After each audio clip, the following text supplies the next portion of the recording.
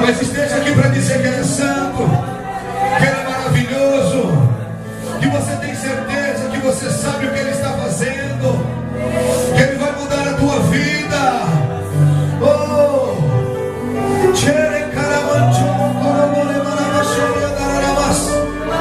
o caminho é adoração, o caminho é adoração, querido. E eu diminua, que Ele apareça,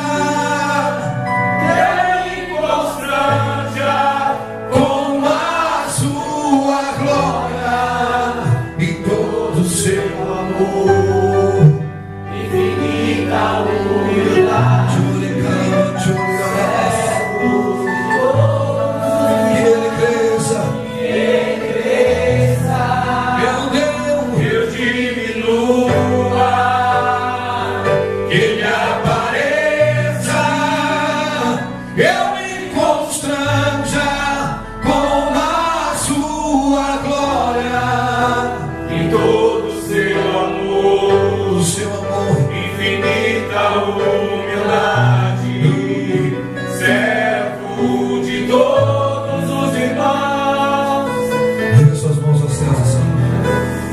E aplauda Ele bem forte. Grandes coisas o Senhor Ele tem para fazer em nossas vidas. Abra a palavra do Senhor no livro de Mateus, no capítulo 7, no versículo 24. Nossa, como que eu sinto falta de tantas pessoas na igreja hoje. Eu tenho visto o quanto que o nosso aniversário ele tem agido nas famílias. Como ele não tem misericórdia.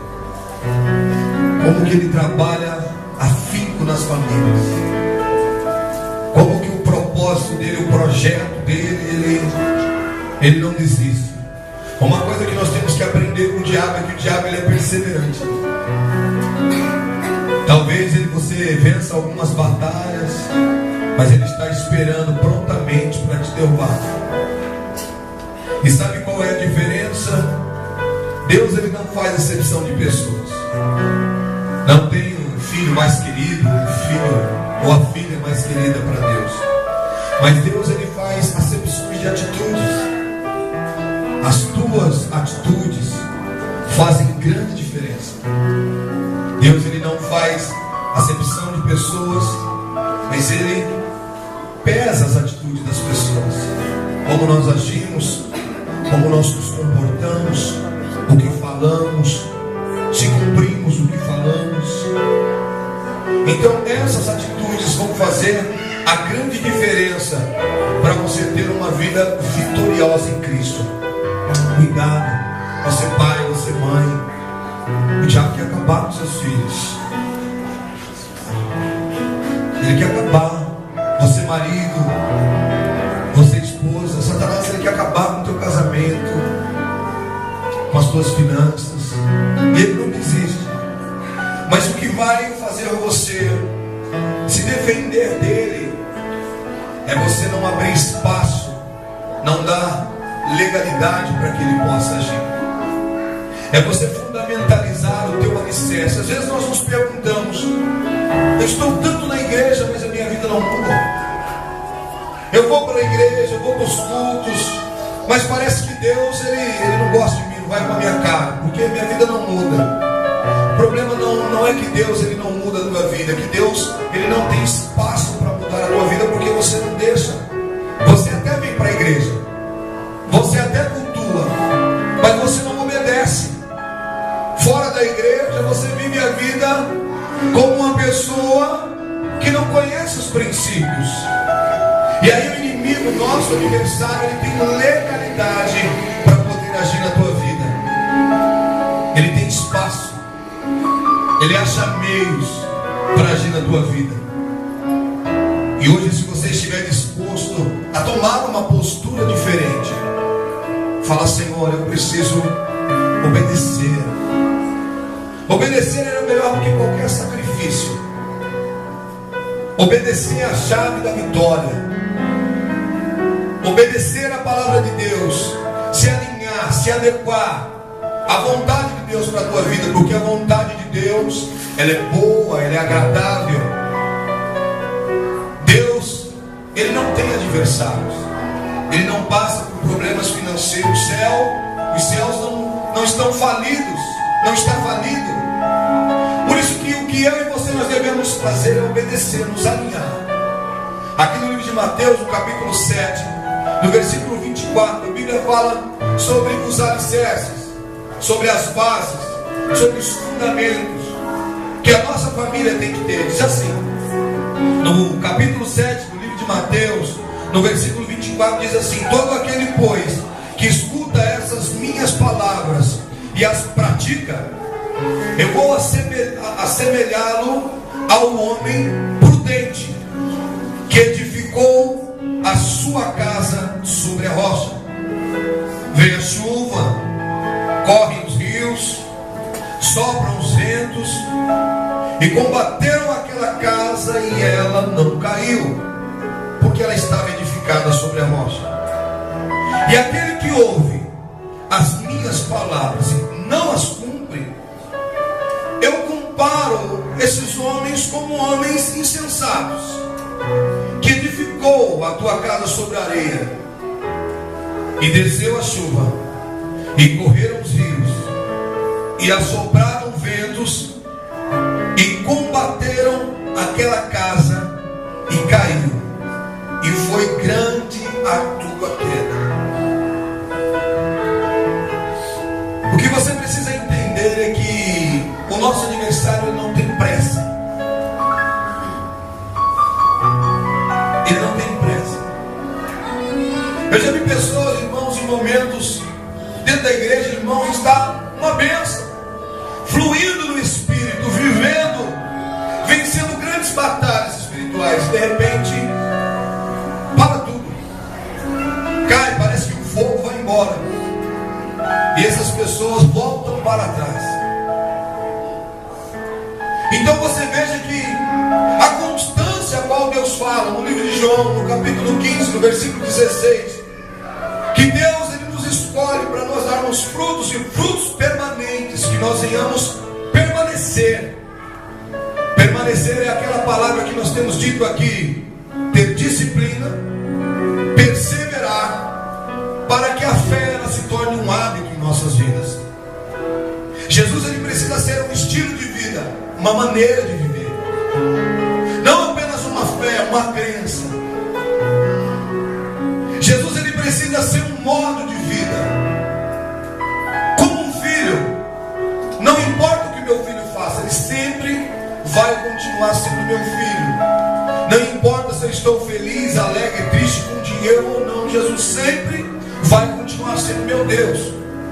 O cordão umbilical é eterno. Eu sou casado com Jesus. Não há separação nesse casamento. Existe uma aliança eterna entre a sua vida e a vida de Cristo. Você é a noiva. Às vezes nós nos preocupamos tanto com a igreja.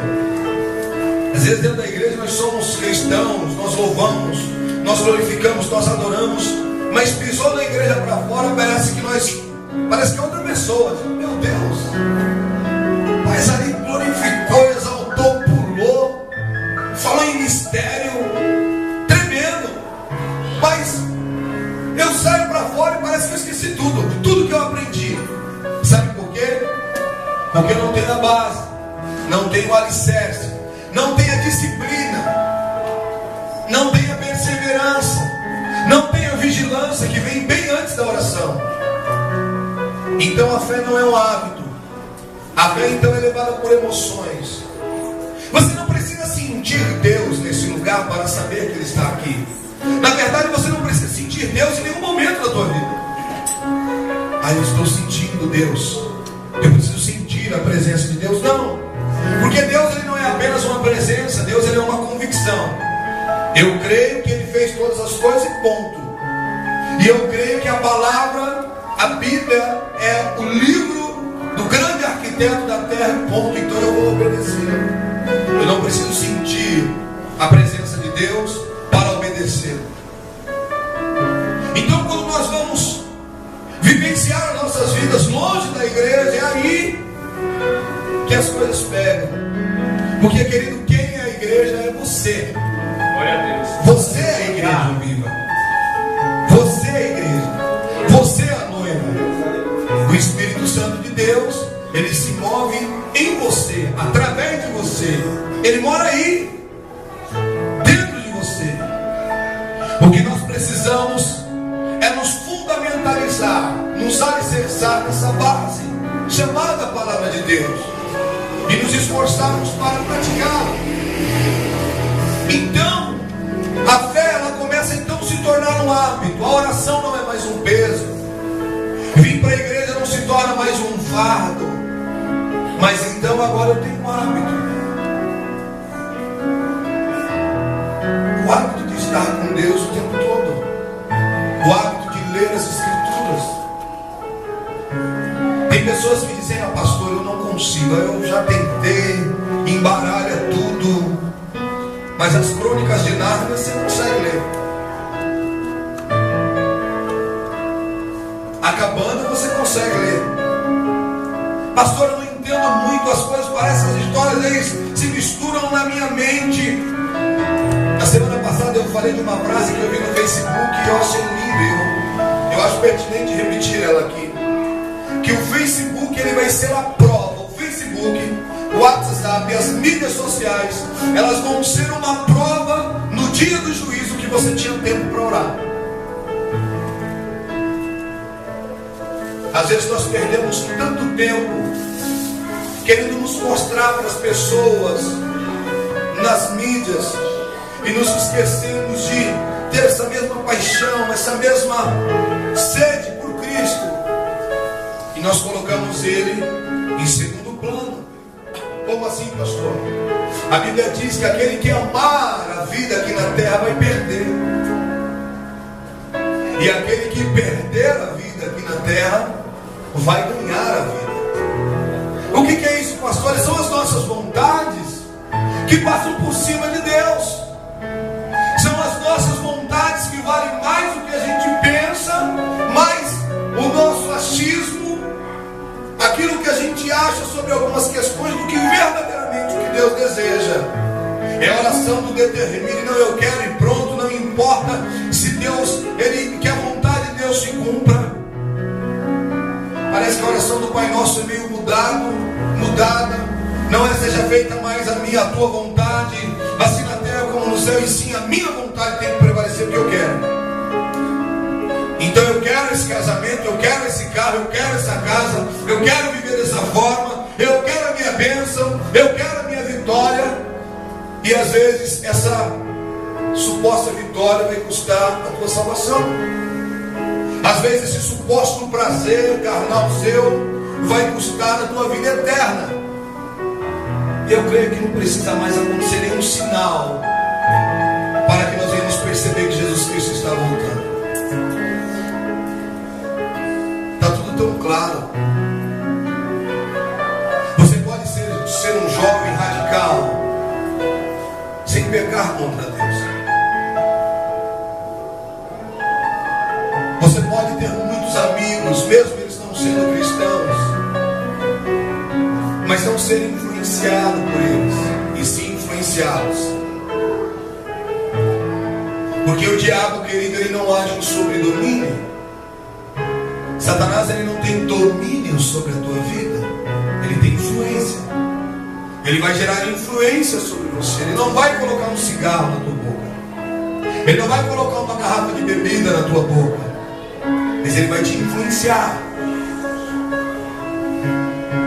E Deus, Ele também, Ele quer que você entenda que a influência de Deus, você estar aqui ouvindo essa palavra, você não precisa gostar da mensagem, você precisa entender o que está sendo dito para você. Porque se você gostar, a tua vida não vai mudar muita coisa. Mas se você entender, os mais jovens, sabe, ali a professora está falando, horas, acaba a aula, preciso fazer a prova, mas eu não entendi nada. Então você não precisa gostar do culto, porque o culto não é feito para você, o culto é feito para Deus. Mas você precisa entender sendo feito, o que está sendo falado, para que você comece a alicerçar a tua vida sobre a rocha. Glória a Deus. Que bom que você está aqui nesse momento. Aleluia. Glória a Deus. Que bom que você está entendendo. Então, alicerçar a minha família sobre a rocha nada mais era do que aceitar a palavra de Deus. Pastor, não, isso eu não concordo. Tudo bem, você pode até não concordar. Muitas coisas na Bíblia eu também não concordo, mas eu aceito. Eu aceito. Provérbios capítulo 4, versículo 10. Abre aí em nome de Jesus. As minhas palavras, e se te multiplicarão os anos de vida. No caminho da sabedoria te ensinei, e pelas carreiras direitas te fiz andar. Então, ou seja, eu não preciso concordar, mas eu tenho que aceitar, obedecer. Eu creio sem dúvida que todos que estão aqui amam ao Senhor, adoram a Deus como o único Deus, mas às vezes o que nos falta é obedecê-lo, caminhar em obediência, reconhecer o teu governo. Governa sobre a minha vida, Senhor. Me ensina, me instrui. Então, às vezes, o ser humano, ele é muito talvez egocêntrico ao ponto, altruísta ao ponto de achar que ele sabe todas as coisas. Não, eu tenho experiência na vida, eu já vivi muito. E não é assim. Nós não sabemos o que vai acontecer daqui a pouco conosco. Por isso, quando nós entregamos a vida para o Senhor de verdade e aceitamos a palavra dele, se nós direcionarmos a nossa vida, tomarmos controle da nossa vida, nós vamos perder o rumo das coisas, inclusive da nossa salvação. Assim como você, eu também não concordo com muitas coisas da palavra de Deus. Eu acho que umas coisas aqui meio surreais, né? Mas todos os dias eu falo: Senhor, eu acredito e eu aceito. Eu aceito a tua vontade sobre a minha vida. Eu aceito a tua vontade sobre a minha família. Eu aceito o que o Senhor tem feito, o que o Senhor tem realizado. Deus, eu aceito. Tudo que nós estamos vivendo hoje tem um propósito diante de Deus, tem um porquê diante de Deus. Então não adianta você se preocupar, se descabelar, falar: meu Deus, e agora o que eu faço? O que você tem que fazer é falar: Senhor, seja feita a tua vontade, mesmo que a sua vontade vá contrária à minha vontade. Você já se perguntou se esse projeto ao qual você está envolvido é de Deus? Você já se perguntou se esse relacionamento ao qual você está envolvido é de Deus? Você já se perguntou se o que você tem feito realmente, o caminho que você tem trilhado realmente é a vontade do Senhor para a tua vida? Ou você está simplesmente seguindo e fazendo, seguindo e cala a boca, já morreu, quem manda na minha vida sou eu, né? Assim,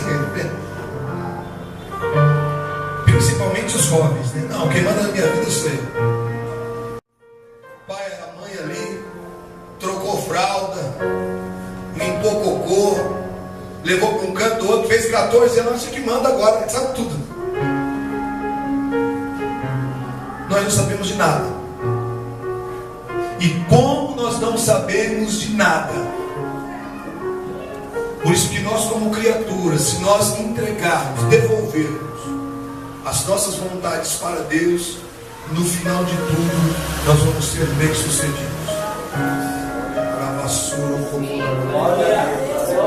Nós vamos ser vitoriosos, prevalecer sobre a nossa vida. Senão será apenas uma ilusão, momentos de felicidade.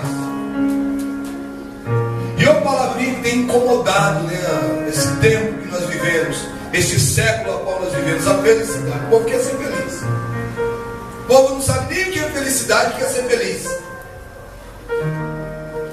A Bíblia diz que a felicidade é quando nós choramos aos pés do Senhor. Aí nós somos bem-aventurados.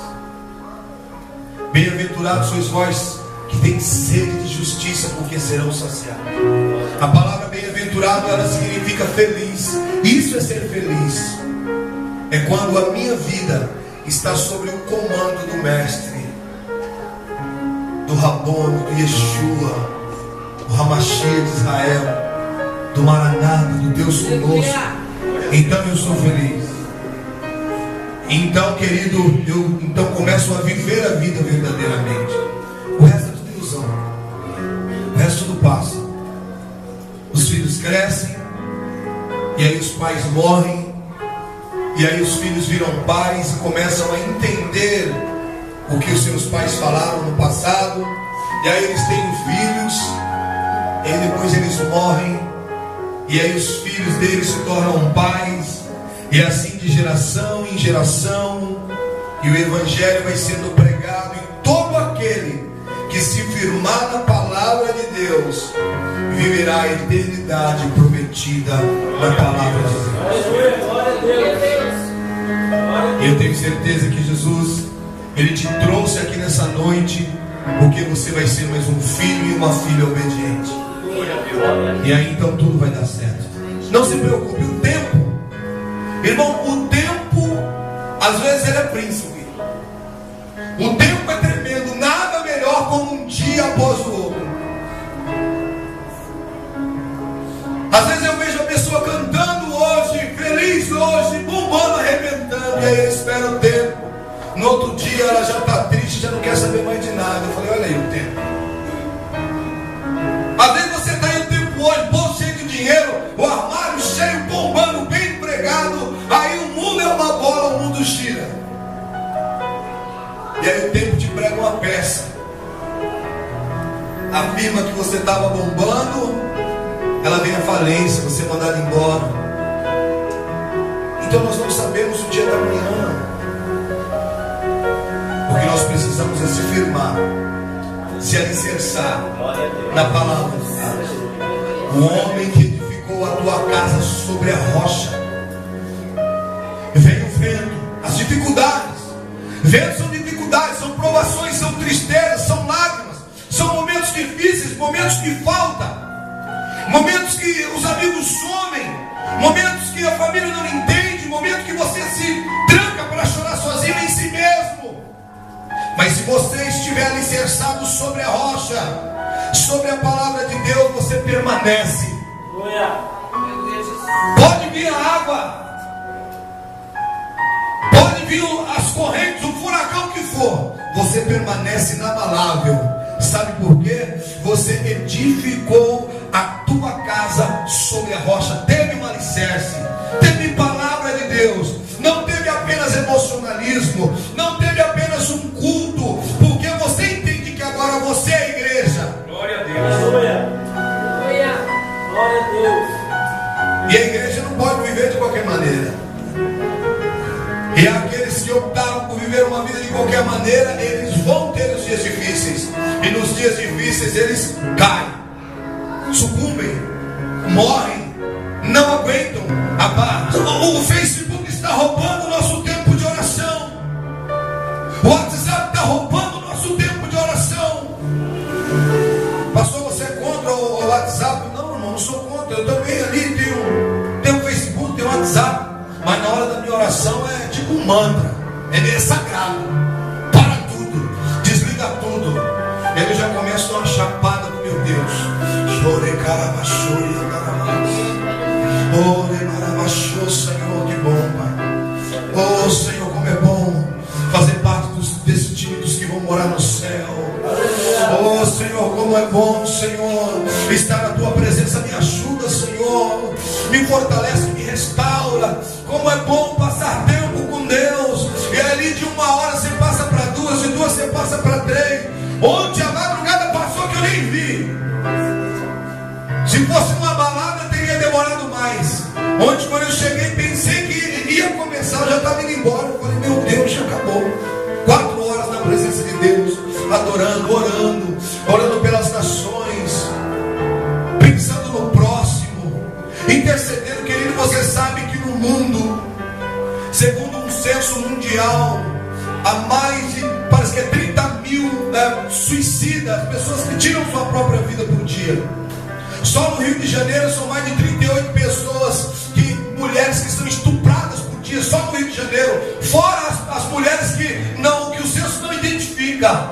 Quantas pessoas não estão nesse momento se drogando dentro de hotéis? Quantas mulheres não estão sendo estupradas no mundo? Quantos pais de família não têm o que dar para os seus filhos? E nós, a igreja, em vez de nós orarmos, nós estamos preocupados com o culto da vitória. Eu vou lá naquele culto e eu vou receber minha bênção. Lá tem bênção, lá tem manto, lá tem antes tem um profeta, é o culto dos vasos dos profetas.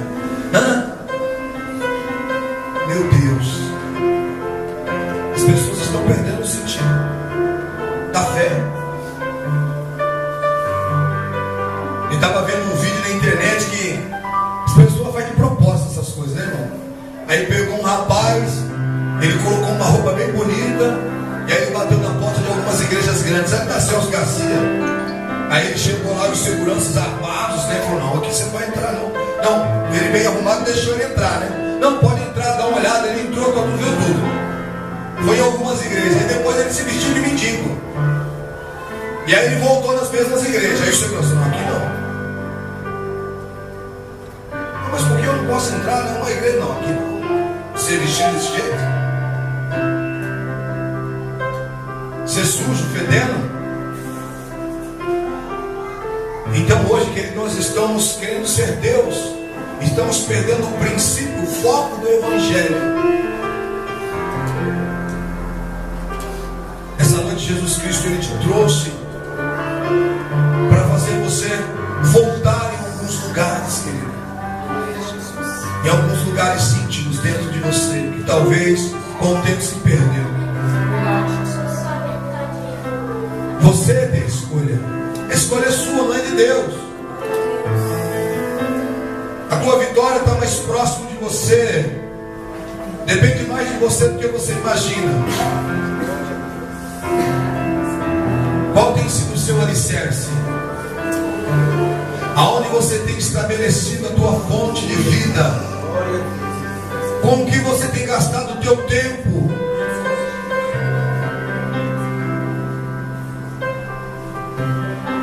O que nós precisamos é entender a mensagem da cruz. Você entende a mensagem da cruz? Por que ele morreu? Ele morreu para você andar de carro próprio? Foi para isso? Foi para isso que Jesus morreu? Para você ter casa boa?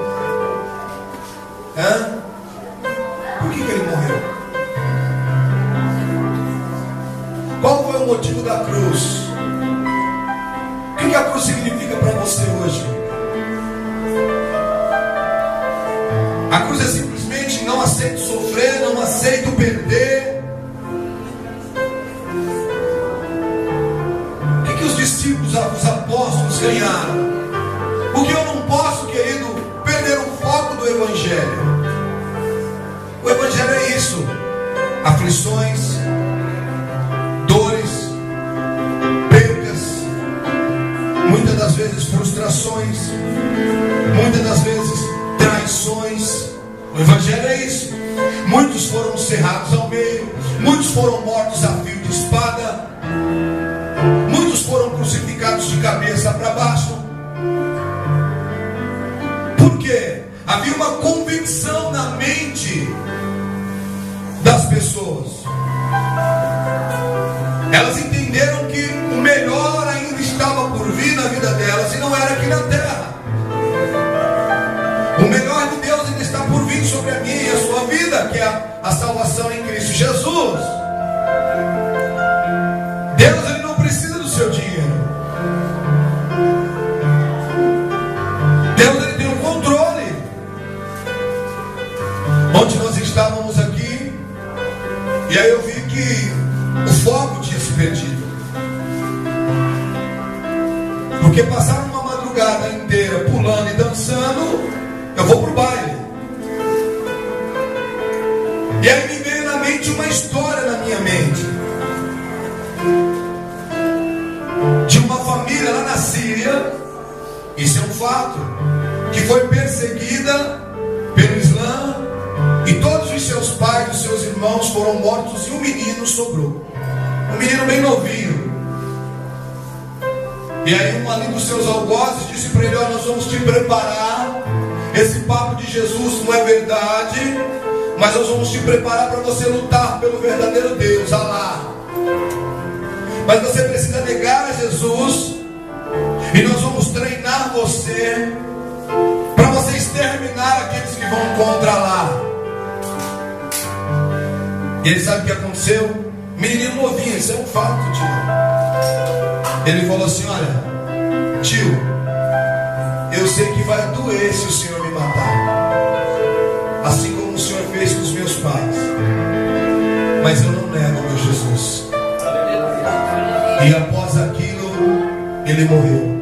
Ele foi metralhado, fuzilado, picado por esse evangelho. Isso é um fato. E hoje a gente deixa Jesus por qualquer coisa. Você não me deu a parte do Senhor, então eu não volto mais. Hã? Você não foi legalzinho comigo, o pastor não pôs a mão na minha cabeça, hã? Não citou o meu nome no culto, não bateu palminha para mim. Ah, eu estou com um problema financeiro, a igreja não está resolvendo nada, deixa eu me virar. Ah, eu estou com um problema no meu casamento, não resolve, não passa logo, deixa eu acabar com tudo. Ah, o meu carro não anda, só quebra, então Jesus não é bom. Ah, a minha empresa não anda, então Jesus não presta. Ou seja, o nosso propósito de estar com Deus tem sido mudado ao longo dos anos. Não, porque é só vitória, meu irmão. Ah, se o evangelho fosse só assim, só esse mel no chuveiro, esse mamão com açúcar. O que nós temos assistido por aí não é isso. As pessoas pensam que Jesus é aquele camarada que a gente dá um tapinha nas costas. É Jesus. Não é, querido. Nós estamos falando do mestre, do rei dos reis. Mandamento sobre mandamento, preceito sobre preceito, regra sobre regra, um pouco aqui, um pouco ali. Isaías 28, 10 ou 10, está na Bíblia, não vai lá procura. Então nós precisamos entender esses propósitos, as ações de Deus, o que Deus tem feito nessa nação, a mão de Deus sobre essa nação, e clamar pesado. Eu tenho falado aqui na igreja, não esteja aqui para pedir nada. Eu respeito a religião, todas as religiões, inclusive a Afro, a Umbanda, a qual eu já fiz parte muitas das vezes, mas naquela época quando eu ia sempre ali para pedir, não era um pidão mesmo. Eu aprendi que com Cristo eu não preciso ficar mendigando nada. Eu preciso apenas entender que Ele tem controle sobre a minha vida, que Ele está cuidando de mim. Você tem essa certeza? Você que tem essa certeza que Jesus está cuidando de você, que Ele está no controle, fica de pé.